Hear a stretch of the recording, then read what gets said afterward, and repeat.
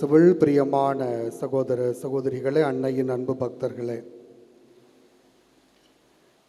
உண்மையாக இறைவார்த்தையை ஏற்று நற்செய்தி கொப்ப வாழ்கிற பொழுது குடும்பங்களிலும் சரி, பணித்தலங்களில், சமுதாயங்களில், பொது இடங்களில் நிறைய நேரங்களில் நமக்கு நிறைய இடர்பாடுகள், இன்னல்கள், சவால்கள், துன்பங்கள் வரும். இது இறைவார்த்தை அறிவிப்பவர்களுக்கு மட்டுமல்ல, இறைவார்த்தை ஏற்று வாழ்பவர்களுக்கும் ஒரு சவாலாகவே இருக்கிறது. இன்றைய நற்செய்தியில் இறைவார்த்தையை அறிவிக்கின்ற பொழுது, விண்ணரசை பற்றி அறிவிக்கின்ற பொழுது எப்படிப்பட்ட சவால்களை சந்திக்கக்கூடும் என்பதை ஆண்டவர் இயேசு தெளிவுபடுத்துகிறார். அதே போல இன்றைய முதல் வாசகத்தில் மோசாயா புத்தகத்திலே நாம் படிக்க கேட்டோம். குறிப்பாக மனம் மாறுதலையும், அப்படி மனம் மாறுகின்ற, தவறு செய்து மனம் மாறுகின்றவர்களுக்கு எப்பேற்பட்ட வாக்குறுதியை கடவுள் கொடுக்கிறார் என்பதையும் தெளிவுபட சொல்லுகின்றது. பிரியமான சகோதர சகோதரிகளே, இறையாட்சி குறித்து நாம் பேசுகிற பொழுது அது வெறும் மாற்றத்திற்கான வழிமுறைகள் மட்டுமல்ல, நிறைய எதிர்ப்புகளை நாம் சந்திக்கிறோம். எதிர்ப்புகளின் அடையாளம் இறையாட்சி என்று கூட இன்றைய காலகட்டத்தில் நாம் சொல்லலாம். ஏனென்றால் இயேசு ஆண்டவர் விண்ணேற்படைந்த ஒரு திருத்தூதர்கள் பல்வேறு நாடுகளுக்கு சென்று நற்செய்தியை அறிவிக்கின்றார்கள். அறிவித்த பிற்பாடு நற்செய்தியை ஏற்று வாழ்ந்தவர்கள் ஏறக்குறைய 2-3 நூற்றாண்டுகள் கிறிஸ்தவம் எந்த அளவுக்கு இருந்தது என்பது நாம் வரலாற்றில் திரு அவையில் படித்த ஒன்று. எந்த அளவுக்கு அது வளர்ச்சி இல்லாமல், அதாவது வெளிப்படையாகவே இல்லாத நிலையில் இருந்தது. அந்த அளவுக்கு பல இன்னல்கள், துன்பங்களை சந்தித்திருக்கார்கள். நற்செய்தியை அறிவித்தவர்களும் சரி, திருத்துதர்களும் சரி, அதனை பின்பற்றி வாழ்ந்தவர்களும் சரி. அதே வேளையிலே நாம் எப்படிப்பட்ட மனநிலையோடு, எந்த அணுகுமுறையோடு வாழ வேண்டும் என்ற படிப்பினைகளையும் ஆண்டவர் இயேசு கற்றுத்தருகிறார். இன்றைய முதல் வாசகத்தை நாம் சற்று சிந்திக்கின்ற பொழுது, கடவுளை விட்டு விலகிச் சென்ற அந்த இஸ்ராயல் மக்களை எந்த அளவுக்கு மீண்டும் கடவுள் அவர்கள் மீது அளவு கடந்த பேரன்பு கொண்டு அவர்களுக்கு வழிமுறைகளை காட்டுகிறார், மன்னிக்கின்றார், ஏற்றுக்கொள்கிறார். இதையெல்லாம் நான் செய்வேன் என்று வாக்குறுதியை கொடுக்கிறார். இப்போ ஆமோஸ் இறைவாக்கினரை பார்த்தோம்னா தெரியும். அவர் ரொம்ப ஸ்ட்ரிக்டாக நீதி, கடவுளுடைய நீதி, நீங்கள் தவறு செஞ்சால் கண்டிப்பாக தண்டிக்கப்படுவீர்கள், கடவுளுடைய நீதி தலைத்தோங்கும் என்று சொல்கிறார். அதே நேரத்தில் ஓசையா இறைவாக்கினர், நீங்கள் தவறு செய்கின்றீர்கள், தவறு செய்தால் கடவுளுடைய இரக்கம், கடவுளுடைய மன்னிப்பு கண்டிப்பாக உங்களுக்கு என்று உண்டு என்ற அந்த அழைப்பினை கொடுக்கிறார். ஆக ஆமோஸுக்கு எதிர்மாறாக ஓசையா இருக்கிறார். இன்றைய முதல் வாசகத்திலே நம்ம தான் படிக்க கேட்டோம். தவறுகின்ற அந்த மக்கள் மீண்டும் மனமாறி வருகிற பொழுது கடவுள் எப்பேற்பட்ட வாழ்வை, அற்புதமான அழகான வாழ்வை, செழித்தோங்கக்கூடிய வாழ்வை கொடுப்பதை நாம் படிக்க கேட்டோம். குறிப்பாக லீலி மலர் போல் மலருவான், லெபனோனின் மரம் போல வேரூன்றி நிற்பான், நறுமணம் வீசுவான், ஒலிவ மரம் போல பொலிவு பெறுவான், கோதுமை போல் தழைத்து ஓங்குவான், திராட்சை கொடி போல் செழிப்படைவான். அப்போ இந்த இயற்கையில் விளையக்கூடிய அந்த விவசாயத்துக்குரிய எல்லாற்றையும் எடுத்து சொல்லி, தாவரங்களும் எடுத்து சொல்லி, இதெல்லாம் எவ்வளவு அற்புதமாக இருக்கிறதோ அதே போல் மனமாற்றம் பெற்று வருகின்ற ஒவ்வொருவருடைய வாழ்வும் அற்புதமாக, அழகாக, பிரகாசமாக, மகிழ்ச்சி நிறைந்ததாக இருக்கும் என்ற மீண்டும் கடவுளுடைய அந்த பேரன்பை காட்டும் வண்ணமாக ஓசையா இறைவாக்கினர் வழியாக கடவுள் அந்த இஸ்ராயல் மக்களுக்கு இந்த செய்தியை கொடுக்கின்றார். அதை தான் கடைசியாக நாம் படிக்க கேட்டோம். நேர்மையானவர்கள் அவற்றை பின்பற்றி நடக்கிறார்கள், மீறுகிறவர்கள் அவற்றில் எழுதி வருகிறார்கள். யாரெல்லாம் செய்தவற்றிற்கு மனமாற்றம் பெற்று வாழ்கிறார்களோ அவர்கள் குறிப்பாக ஞானம் நிறைந்தவர்களாக, ஞானம் நிறைந்தவன் உணர்ந்து கொள்ளட்டும், ஞானம் நிறைந்தவர்களாக அவர்கள் இருக்கிறார்கள். அதே வேளையில் பகுத்தறிவு உள்ளவர்களாக அவர்கள் அறிந்து கொள்கிறார்கள். அப்போ இது தவறு, நாம் கடவுளுடைய வழியை பின்பற்ற வேண்டும். அந்த குற்ற உணர்வை உணர்ந்து மனமாற்றம் பெற்று நல்வழிக்கு வருகிற பொழுது அவன் ஞானம் நிறைந்தவனாக இருக்கிறான், பகுத்தறிவு நிறைந்தவனாக இருக்கிறான். அதைத்தான் முதல் வாசகத்தில் கடைசி பகுதியிலே ஓசையா இறைவாக்கினர் ரொம்ப அற்புதமாக சொல்லுகிறார். ஞானம் நிறைந்தவன், அதாவது உணர்ந்து கொள்ளட்டும், பகுத்தறிவு உள்ளவன் அறிந்து கொள்ளட்டும் என்று சொல்லுகிறார். இதே பின்னணியிலே இன்றைய நற்செய்தியை நாம் பார்க்கிற பொழுது மத்தேயு நற்செய்தி 10ஆம் அதிகாரம் கடந்த 3 நாட்களாக நமக்கு கொடுக்கப்படுகிறது. நேற்று முன்தினம் அந்த சீடர்களுக்கு அழைப்பு கொடுக்கிறார், அவர்களுக்கு அதிகாரத்தை கொடுக்கிறார். நேற்றைய தினம் அந்த சீடர்களை அனுப்புகிறார், இறையாட்சியை பற்றி, விண்ணரசை பற்றி அறிவிக்க அனுப்புகிறார். இன்று அனுப்பப்படுகிற அந்த சீடர்கள் எப்பேற்பட்ட சவால்களை, துன்பங்களை, இடர்களை சந்திக்கிறார்கள். இப்படி இடர்கள், துன்பங்கள், சவால்கள் வரும். ஆனால் இவற்றை எதிர்கொள்வதற்கு என்ன வழிமுறைகள், என்ன அணுகுமுறைகளை கடைபிடிக்க வேண்டும் என்ற அந்த படிப்பினைகளையும் ஆண்டவர் இயேசு இன்று நற்செய்தியின் வழியாக கொடுக்கிறார். குறிப்பாக முதல்ல இவைகளை எதிர்கொள்வதற்கு 4 கொடைகளை கொடுக்கிறார். ஆண்டவர் இயேசு 4 கொடைகளை அந்த சீடர்களுக்கு கொடுக்கிறார். முதல்ல நம்பிக்கை என்ற கொடையை கொடுக்கிறார். ஏனென்றால் அந்த இஸ்ராயல் மக்கள் பல்வேறு அரசியல், சமய, சமூக சூழ்நிலையினால் மிகவும் அதிகமாக பாதிக்கப்பட்டிருக்கிறார். ஒரு மெசியா வருவாரா, நமக்கு மீட்பு கிடைக்குமா, இந்த அரசியல் விடுதலை கிடைக்குமா, இவர்களோட இந்த அடிமைத்தனத்திலிருந்து விடுதலை கிடைக்குமா, அந்த சமய ரொம்ப டார்ச்சர் பண்ணி அந்த சமயத்தை புகுத்துகின்ற பொழுது இதிலிருந்து விடுதலை கிடைக்குமா என்ற அந்த நம்பிக்கையோடு இருக்கிற அவர்களுக்கு இந்த சீடர்கள் சென்று அந்த நம்பிக்கையை விதைக்கிறார்கள். நம்பிக்கை என்ற வார்த்தையை அந்த விண்ணரசை கொடுக்கிறார்கள்.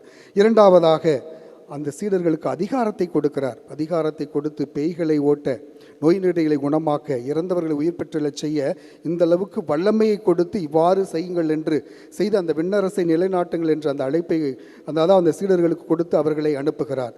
மூன்றாவதாக அமைதியை, எந்த இல்லத்திற்கு போங்களோ அங்கு அமைதியை கொடுங்கள். நிறைய நேரத்தில் அவர்களுடைய முகவாட்டமாக இருக்கிறார்கள், பல்வேறு சூழ்நிலைகளால் அவர்கள் பாதிக்கப்பட்டிருக்கிறார்கள். அப்படிப்பட்ட நிலையில் ஒவ்வொரு இல்லத்திற்கும் செல்லுகிற பொழுது நீங்கள் கொடுக்கின்ற அமைதி அவர்களுக்கு ஒரு தேற்றரவையும் ஆறுதலையும் நம்பிக்கையும் கொடுக்கும் வண்ணமாக இருக்க வேண்டும் என்று அமைதியை கொடுங்கள். அமைதியை ஏற்றுக்கொள்ளுபவர்கள் நிச்சயமாக அதனுடைய பலனை பெறுவார்கள் என்று சொல்லுகிறார். நான்காவதாக ஆவியானவரின் உடனிருப்பை கொடுக்கிறார். ஆவியானவருடைய உடனிருப்பை, எந்த நிலையில் எப்பேற்பட்ட சூழ்நிலை இருந்தாலும் துணையாளர் உங்களை வழி நடத்துவார் என்ற அந்த நம்பிக்கையை கொடுக்கின்றார்கள். இப்படி ஆண்டவர் இயேசு அவர்கள் 4 கொடைகளை கொடுத்து இன்னும் நிறைய கொடைகளை கொடுக்கிறார். இந்த 4 கொடைகளை நற்செய்தியின் வழியாக சிந்திக்கின்ற பொழுது அவர்கள் அந்த கொடைகளை தங்களுடைய நற்செய்தி அறிவிப்புக்காக பயன்படுத்தி செல்கிறார்கள். அதே நிலையில் 3 அணுகுமுறைகளை ஆண்டவர் இயேசு கொடுக்கிறார். இப்போ நிறைய ஈடுபடி நீங்கள் அறிவிக்கின்ற பொழுது எப்பேற்பட்ட துன்பம் வரும், எதிர்ப்புகள் வரும். இந்த துன்பங்களையும் எதிர்ப்புகளையும் எப்படிப்பட்ட நிலையில் நீங்கள் அணுக வேண்டும் என்பதை 3 அணுகுமுறைகளை சொல்லுகிறார். அதுதான் முன்மதி, பாம்புகளைப் போல முன்மதி உடையவர்களாகவும், புறாக்களைப் போல கபடற்றவர்களாகவும், மன உறுதியோடு நாம் செயல்பட வேண்டும். நிறைய நேரங்களில் முன்மதி என்று சொல்லுகிற பொழுது அதுதான் நடைமுறை ஞானம் என்று சொல்லுவார்கள். இப்போ பாம்பு நாம் பார்க்குறோம், நம்ம அதை எதுவுமே டச் பண்ணலாம், அது பாட்டுக்கு போயிடும். நாம் போய் அதை அடிக்க போகும்பொழுது தான் அது தற்காப்புக்காகத்தான் மீண்டும் சிறிது கொத்த வருது. அப்போ இடம், பொருள், ஏவல் நிலை அறிந்து நாம் முன்மதியோடு செயல்பட வேண்டும் என்று சொல்லுகிறார். இரண்டாவதாக கபடற்றத்தன்மை என்று சொல்லுகிற பொழுது தூய்மை. புறா என்பது ஒரு அமைதி, தூய்மையை குறிக்கின்றது. அப்படிப்பட்ட நிலையில் செல்லுகின்ற இடங்களில், பணித்தலங்களில் உண்மையாகவும், நீதியாகவும், நேர்மையாகவும், தூய்மையாகவும் நாம் நடந்து கொள்ள வேண்டும் என்ற அந்த படிப்பினைகளை, அந்த அணுகுமுறைகளை ஆண்டவர் இயேசு நமக்கு கற்றுத்தருகிறார். மூன்றாவதாக மன உறுதி. நிறைய நேரங்களில் இந்த மன உறுதிக்கு எதிர்மாறான நிலையில் தான் நாம் செயல்படுகிறோம். மன உறுதி எப்போ நமக்கு பாதிக்கப்படக்கூடிய காரணிகளாக இருக்கிறது? நம்மிடம் தாழ்வு மனப்பான்மை, பயம், குற்ற உணர்வு இதெல்லாம் இருந்தால் மன உறுதியோடு நம்ம இருக்க முடியாது. நிறைய நேரங்கள் நம்முடைய குற்ற உணர்வு, நம்ம அதை செஞ்சுட்டு அதிலிருந்து வெளிவர வேண்டும், மனமாற்றத்தை பெற வேண்டும். நிறைய நேரங்களில் பயம் நம்மளை ஆட்டி படைக்கும். பயம் இருந்துச்சுன்னா அந்த மன உறுதி இருக்காது. அதே நேரத்தில் தாழ்வு மனப்பான்மை, என்னால் முடியாது, அதை செய்ய முடியாது, செய்ய முடியும், குடும்பம் இப்படி தான், பிள்ளைகள் இப்படி என்று தன்னையே தாழ்வு மனப்பான்மையை வகுத்து கொண்டால் நிச்சயமாக மன உறுதி இருக்கிறாது. எந்த சூழ்நிலை இருந்தாலும் எதிர்த்து போராட வேண்டும். எதிர்த்து போராடுவதும் வாழ்க்கை. இன்றைக்கி குடும்பத்தில் ஒரு நல்ல முறையில் நீ வாழ்வது, ஒரு வீடு கட்டி உன் பிள்ளைங்களோட சந்தோஷமாக இருந்தாவே மற்றவங்களுக்கு பொறாமையாக இருக்கும்.